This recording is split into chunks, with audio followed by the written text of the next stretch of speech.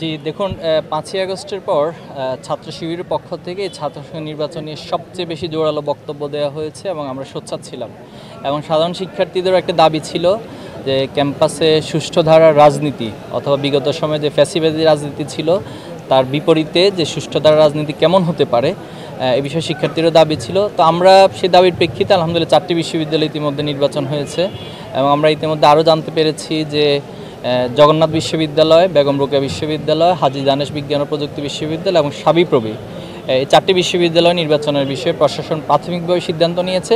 তবে স্পেসিফিক এখনও ডেট এবং যে ইশতেহার সেটা এখনও দেয়নি। তো আমরা প্রত্যাশা করছি তারা দিবে।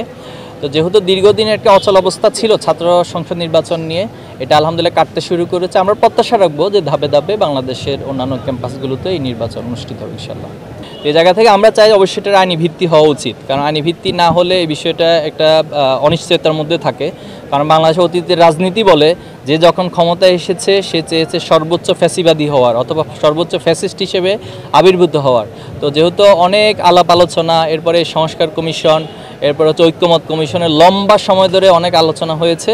আমরা আশা করি আলোচনাগুলো যেন বিফল না হয় এবং যে সনদ হয়েছে এটা যেন আইনি ভিত্তি থাকে, এই বিষয়ে আমাদের প্রত্যাশা। প্রশাসনকে শিবির সহযোগিতা করবে কি না, প্রশাসন যদি শিবিরের কাছে আনুষ্ঠানিকভাবে সহযোগিতা চায় অবশ্যই শিবির সেখানে তার সামর্থ্যের আলোকে সহযোগিতা করবে ইনশাআল্লাহ।